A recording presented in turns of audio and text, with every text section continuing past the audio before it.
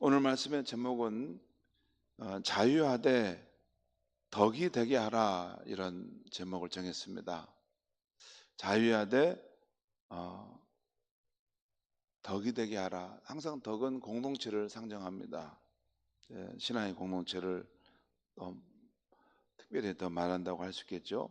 우리가 속량받은 성도는 오직 예수님께만 매인 자유인이라는 거죠. 자유인이지만 덕이 되게 하는 자유인이 된다라는 것입니다.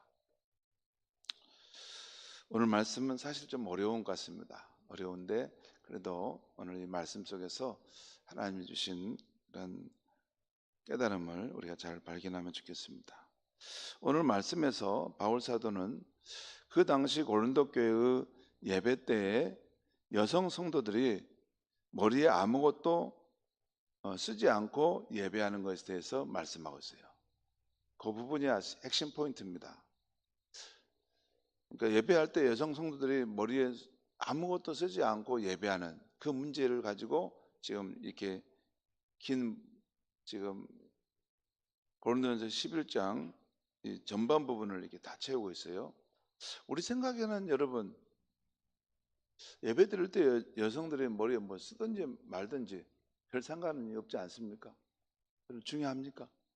제가 볼 때는 하나도 그렇게 중요하지 않는 문제인데, 좀 아직도 전통적인 그런 생각이 굳어 있으신 분들은 예배 때 모자를 쓰고 예배 드리는 것을 보고, 아니 경건한 예배 때 모자를 쓰고 예배 드리나, 벗어야지. 제가 어렸을 때는 우리 주일학교 다니면 꼭 주일학교 교회 나오면 장갑 벗고 모자 벗고 이렇게 다 벗고 이렇게 단정하게 이렇게 예배를 드려야, 그것이 이렇게 하나님께 경건하게 예배 드린다고 생각했어요.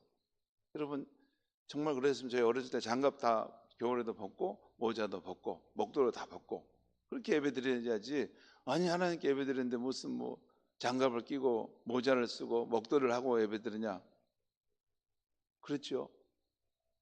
지금 그렇게 말합니까? 지금 그렇게 말하면 꼰대 선생님이라고 아마 하는 시대가 됐죠.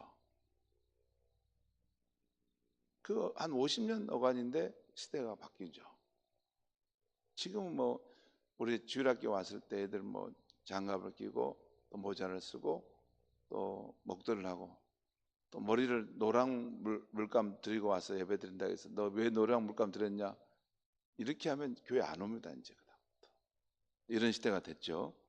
우리 생각에도 지금 오늘 이 말씀을 여러분 아무렇게나 그냥 지나가면 별 의미도 없는 말씀이지만, 사실 이 사도 바울이 지금 오늘 이게 길게 이야기하고 있는 것은 뭐냐면, 여성 성도들이 예배를 드릴 때 머리 아무것도 안 쓰고 드리는 거라는 것입니다. 그것을 이게 창조 신학부터 시작해가지고 신학적인 논리를 따라가면서 이걸 설명하고, 그래서 여성들이 교회에서 예배드리는데 아무것도 쓰지 않고 예배드리는 것이 마땅하겠느냐, 지금 이렇게 말씀하고 있는 것이에요. 자, 그 당시 사회에서는 정숙한 여성들은 공적 자리에서는 머리를 단정히 하고 또 머리에 노을을 썼던 것입니다. 여러분, 지금도 이슬람 여인들은 히잡이라는 걸 쓰고 다니죠. 예? 히잡이라는 걸 쓰고 다녀요. 검은 망토 이렇게. 그것이 이제 여성으로서 단정하고 정숙하고, 또한 아무튼 정숙하다는 거, 또 계율에 맞다고 이렇게 지금 보는 거죠. 자, 그런데 일부 여성 성도들은, 복음을 받아들인 여성 성도들은 그리스도 안에서의 자유를 내세워 그 당시 급진적인 모습이라 할 수 있는 머리를 풀거나 노을을 벗고 예배를 드렸던 것 같습니다. 우리로서 말하면 그냥 머리를 막 보글보글 파마하고 막 머리를 길게 늘어뜨리고 막 멋을 내가지고 와서 예배를 드리고 있다는 거예요. 아니, 노을을 써가지고 머리를 단정하게 하고 감추고 오라 되는데 머리를 막 이렇게 풀어서 자유롭게 하고 그렇게 와서 예배를 드린다는 것이에요. 또 그게 이제 복음 안에서 자유합니다.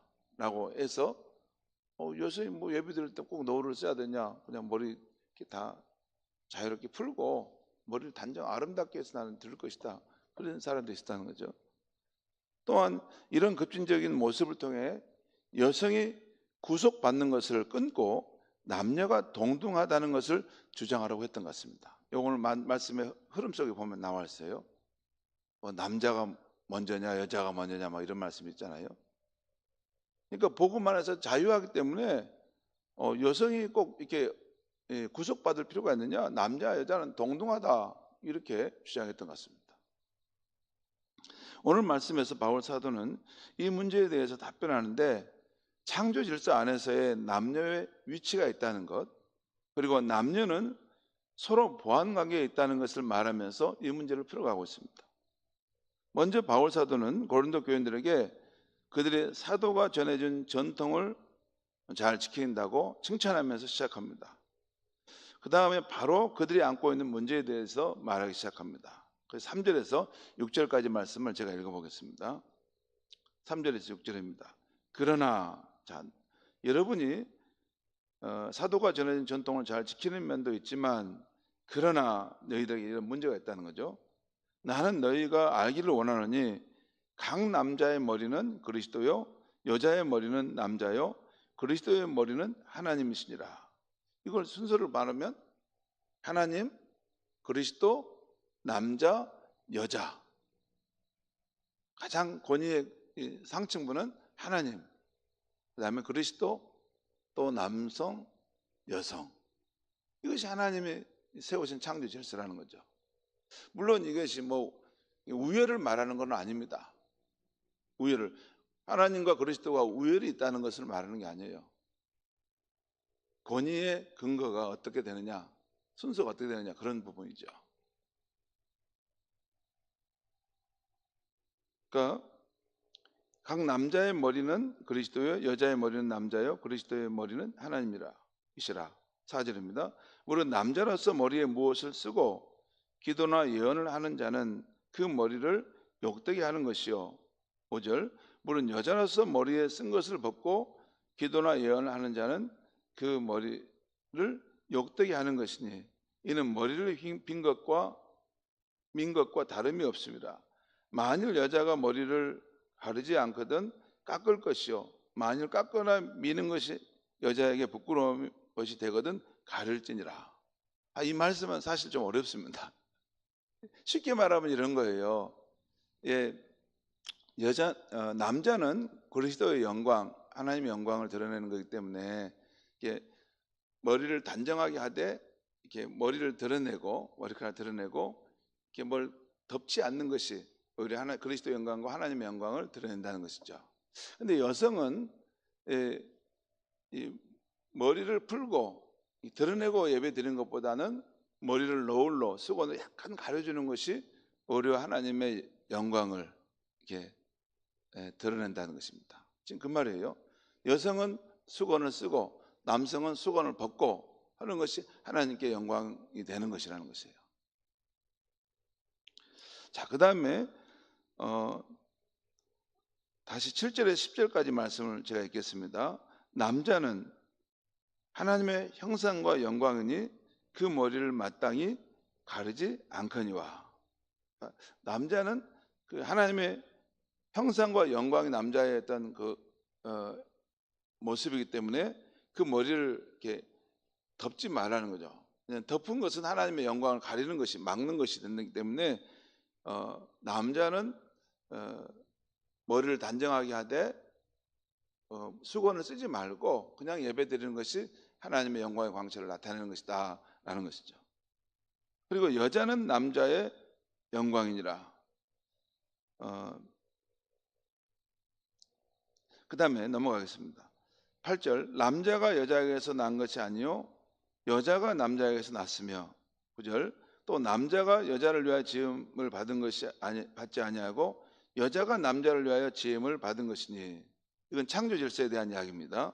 여러분 창세기 그 2장을 보면 먼저 남자에게서 여자가 나게 되죠. 아담이 지음 받은 후에 아담이 발버려서 여자가 를 지금 받게 되죠. 짓게 되죠. 그다음에 또 남자를 위해서, 그 아담을 위해서 여자를 하나님이 지으시는 것이 나오죠. 지금 이건 창조에 대한 이야기를 말씀한 겁니다. 10절입니다. 그러므로 여자는 천사들로 말미암아 권세 아래에 있는 표를 그 머리 위에 둘지니라. 여기까지 보면 하나님의 창조 질서에서 남자가 중심에 있고 여자는 보조적인 것을 느낄 수 있어요. 그러니까 남자에게서 여자가 났고 또 남자를 위해서 여자를 만들었다라는 그런 뜻 아닙니까?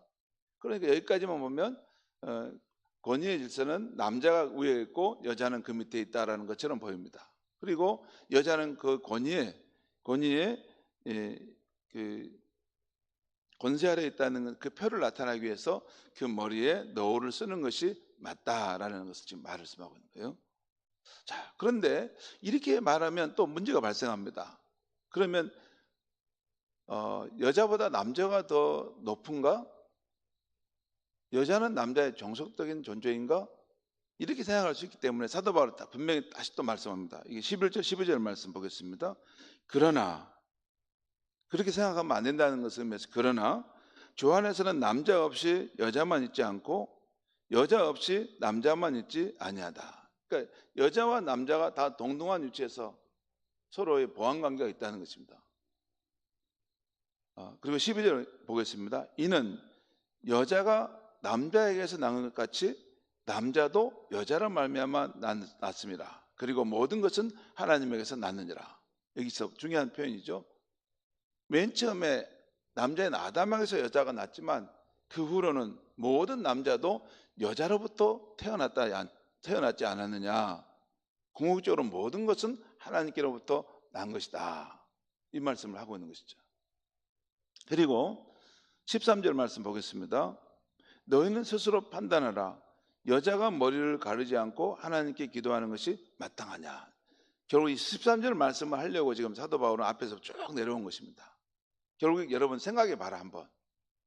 교회에서 지금 여자들이 머리를 막 풀어서 자유롭게 하고 막 그렇게 우리가 보기에도 좀 불편하게 그렇게 하나님께 기도하는 모습을 하는데 그것이 마땅하겠느냐? 그 말은 마땅치 않다는 것입니다.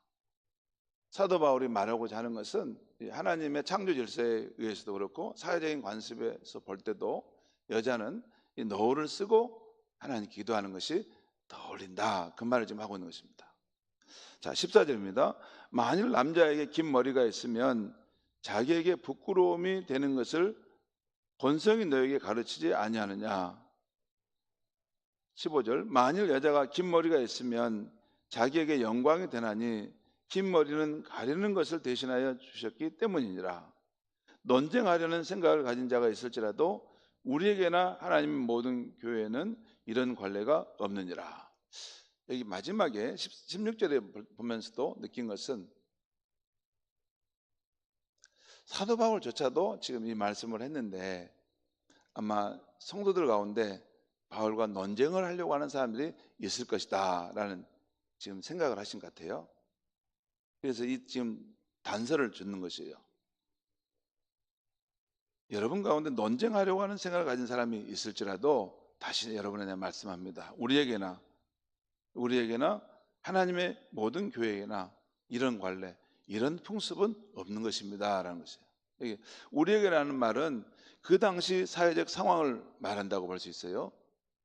사회적 상황에서 볼 때 구속받은 성도들이, 특히 여성 성도들이 자유하다고 막 머리를 이렇게 자유롭게 풀어서 막 예배드리고 자유분방하게 예배드리는 이런 것은 우리 풍습에 안 맞고 또 하나님의 교회에서도 이것은 마땅한 것은 아닌 것입니다 라고 하는 것을 하고 있는 거죠. 성도 여러분, 오늘 말씀에서 바울 사도가 제시하는 기준은 그 당시에 고린도 시의 사회적 풍습과 교회 상황에 적용되는 것이기 때문에 오늘 한국 사회에 살아가는 우리로서는 쉽게 이해하기 어려운 면이 있습니다. 물론 천주교에서는 오늘날도 교회 미사 때 여신도들은 흰 머리 수건을 쓰고 미사를 드린다는 거 아세요, 여러분? 천주교는 씁니다. 이 말씀대로 해요. 합니다. 여기 성당 가보면 이 미사일 때 이렇게 머리에, 미사는 우리 예배죠. 자기들은 이렇게 여성들은 꼭 너울을 하얀 천을 쓰고 예배 드립니다. 그것이 하나님의 영광을 위해서 그것이 맞다고 보는 거죠. 이 전례대로 그대로 따라온 거예요. 그러나 우리 개신교에서는 예배 때 머리수건을 쓰는 이 외형적인 관습을 과감하게 이건 생략하면서 예배의 단정함과 경건을 추구하는 방향으로 나아갔죠. 우리는 이거 안 씁니다. 누가 맞습니까? 누가 맞죠? 천주교는 천주교가 맞다고 하겠죠. 개신교는 개신교가 맞다고 하겠죠. 그 다 각자의 입장은 있을 수 있을 겁니다. 저쪽은 전통을 더 중요히 생각하는 것이고, 가톨릭은 전통을 더 중요히 생각하죠. 우리는 시대의 변화에 맞춰서 복음은 적용돼야 된다. 이것이 개신교가 추구하는 입장입니다. 개신교는 그래서 늘 개혁된다, 변혁된다는 것이 개신교의 모토입니다. 가톨릭은 전통을 고수한다. 이것이 가톨릭의 모토죠. 오늘 이 하나님의 말씀을 통해 우리가 받은 영적 교훈이 있다면 무엇일까요? 참 어려운데 오늘 제가 이 말씀을 묵상하고 준비하고 이 말씀 속에서 하나님이 우리에게 주신 말씀 끌어내고 싶은데 참 어려웠습니다. 아마 사도 바울도 많이 어려웠겠다 생각이 들었어요. 이것을 구체적으로 이런 성도들의 삶의 지침으로 적용할 때 사람들의 생각이 다 다르기 때문에 사도 바울도 힘들었겠구나 그런 생각이 들었어요. 그래도 오늘 말씀 속에서 꼭 하나님의 말씀이라고 진리라고 할 수 있는 한두 가지를 건져서 말씀드리면, 첫째는 하나님의 창조 질서 안에서 남자와 여자는 동등한 존재라는 것입니다. 이것은 보편적인 진리입니다. 하나님의 창조 질서 안에서 남자와 여자는 정확하게 동등한 존재라는 것이죠. 하지만 남자와 여자는 각기 다름을 통해서 상호 보완해주는 관계라는 것입니다. 하나님은 남자로만 세상을 창조하지 않았고 여자로만 창조하지 않았습니다. 하나님은 남자와 여자를 창조하셨다는 거예요. 그러니까 남성성도 나타나고 여성성도 나타나는 그 사이를 하나님은 원하셨다는 거예요.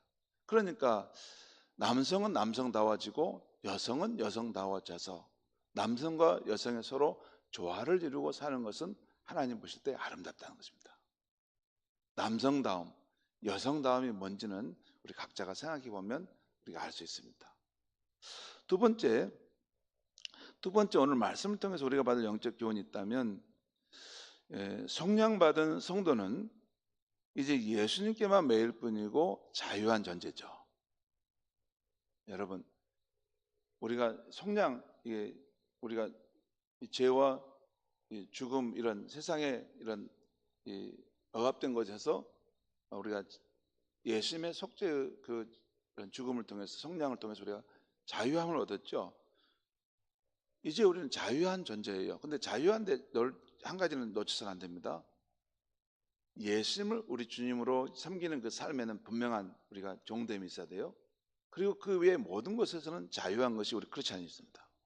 누구로부터도 우리는 매이지 않는 것이 진정한 크리스찬의 모습이에요. 그런데 성도는 자유함을 추구할 때 그 선이 있는 거예요. 자유함을 추구하되 그 시대와 사회의 상황에 맞게, 또 하나님께서 남녀에게 주신 차이에 맞게 그 자유함을 추구해야 한다는 것입니다. 그 자유하다고 해서 우리가 그냥 내 마음대로 이게 할 수 있는 것은 아니죠.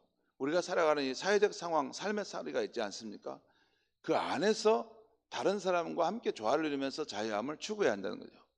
또한 우리가 여성의 그 자유함을 추구하되, 우리 크리스찬은 자유함을 추구하더라도 남자와 여자에게 주신 그 차이에 맞게 자유함을 추구하는 것이 맞다는 것이에요. 그렇게 자유함을 추구할 때 그것이 덕이 되는 모습이 되겠죠. 덕이 되는 거죠. 가정에서도, 교회에서도, 사회에서도, 일터에서도 덕이 되죠. 여성인데 여성 같지 않은 느낌, 남성인데 남성 같지 않은, 남성이 이렇게 치마 입고 이렇게 우리 파마하고 다 이렇게 머리핀하고 다니면 괜찮겠습니까? 좀 이상하겠죠. 자유함을 추구하되 그가 서 있는 그 자리에서 덕이 되게끔 자유함을 추구하는 것입니다. 그리고 여기서 한 가지만 제가 더 말씀드리면, 이건 굉장히 중요한 문제인데요. 우리 각 사람마다 어떤 사람은 전통지향적인 사람이 있고 어떤 사람은 현대지향적인 사람이 있습니다. 여러분, 예, 그런 경향이 있습니다. 어떤 사람은 굉장히 전통적인 것을 고수하는 것을 이렇게 경건이라고 생각하는 사람이 있어요. 근데 어떤 사람은 복음을 가지되 좀 더 상황에 맞게끔 유연하게 자유하게 나가야 된다라고 하는 것을 말합니다. 그러니까 복음은 변치 않지만 이 시대는 달라지기 때문에 상황에 맞게끔 가야 된다는 거예요. 근데 어떤 사람은 아니다, 반드시 형식도 그 복음의 내용이기 때문에 그걸 바꿔서는 안 된다, 그런 게 있습니다. 예를 들어서 이런 거죠. 우리 예배 드릴 때 박수를 쳐야 되냐, 쳐서는 안 되느냐. 그리고 예배 드릴 때 이게 주일 예배 때 복음성가를 불러도 되느냐, 아니면 이전에 찬송가만 불러야 되느냐. 또 주일날 예배 드릴 때 이 강단에는 어디까지 올라와야 되느냐, 목사님만 올라가느냐, 장로님까지만 올라가느냐. 그럴 수 있죠. 그리고 우리가 기도를 할 때 통성 기도를 막 저렇게 해야 되느냐, 아니면 침묵으로만 기도해야 되느냐. 그러죠. 거기에 따라서 어떤 분들은 전통적인 생각이 더 강하신 분이 있고 어떤 분들은 좀 더 복음만 해서 기존에 있대 좀 더 자유함, 좀 유연하게 반응해야 된다는 것이 있죠. 여러분, 제가 왜 이 말씀 드렸냐면, 지난번에 제 동기 목사님 만나서 이야기하는 중에 그 강남에 있는 큰 교회 어느 성도님, 본인이 그 부목사로 섬길 때 그 성도님이 이야기를 자기한테 하더라는 거예요. 근데 강남에 있는 그 교회는 항상 주일 예배를 마치면 주기도문을 노래로 찬양을 하고 마쳤답니다. 하늘에 계신 우리 아버지, 그런 노래를 항상 부르고 마쳤던 교회라는 거예요. 근데 그 오랫동안 그 교회 신앙생활했던 성도님이 한 번은 우연히 다른 지역에 가서 다른 교회 주일 예배를 드리게 된 거예요. 근데 그 교회는 주기도문을 안 하는 거라는 거예요. 그리고 주기도문 할 때도 주기도문송 노래를 부르지 않고 그냥 우리처럼 우물우물우물 주기도문으로 딱 마친다는 거예요.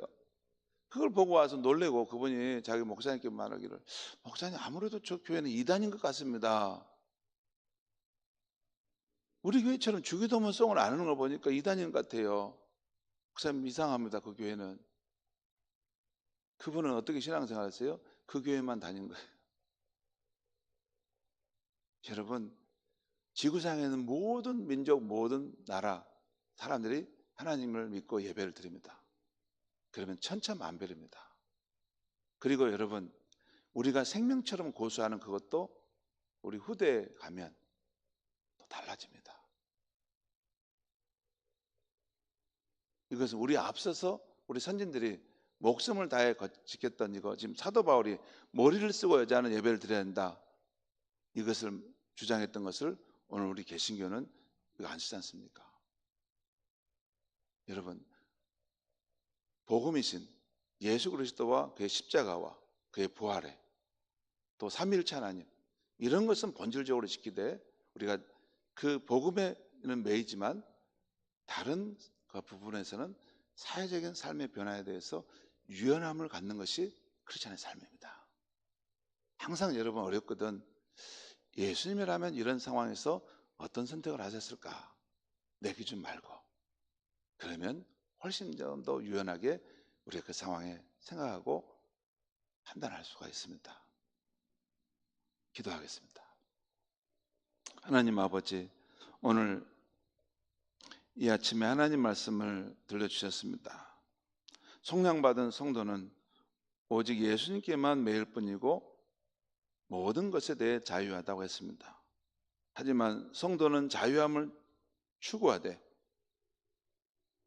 그 시대와 사회적 상황에 맞게 또 하나님께서 남녀에게 주신 차이에 맞게끔 덕이 되게 자유함을 추구하라는 말씀을 주셨습니다. 하나님 아버지, 우리가 우리 주 예수 그리스도께만 충성되고 주로 모시고 살아가되 그 모든 것으로부터 자유하고 종된 모습을 속하지 않도록 우리가 살아가게 도와주시고, 또한 그렇지만 우리가 다른 사람과 함께 조화를 이룰 때 하나님 그 안에서 덕이 되는 모습으로 자유함을 준비하고 추구해가는 우리의 삶이 되게 하여 주셔서 우리가 살아가는 그 삶의 방식이 하나님께 영광이 되고 한 사람이라도 더 하나님께 돌아와 구원받는 역사가 있게 하여 주시옵소서. 예수님의 이름으로 기도하옵나이다. 아멘.